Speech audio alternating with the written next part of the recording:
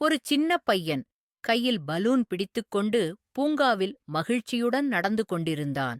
அந்த சமயம் திடீரென பலமான காற்று வீசியது. அந்தக் காற்றில் அவன் கையிலிருந்த பலூன் பறந்து வானத்தில் பறக்கத் தொடங்கியது. அந்த பலூன் ஒரு மினுமினுக்கும் மாய வனத்தின் நுழைவாயிலை நோக்கிப் பறந்தது. அந்த அழகிய காட்சியை ரசித்தபடி தைரியமாக உள்ளே செல்ல முடிவு செய்தான்.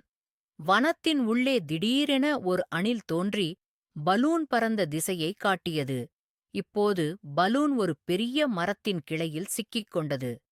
மரத்தின் மேல் ஒரு ஆந்தை அமர்ந்திருந்தது.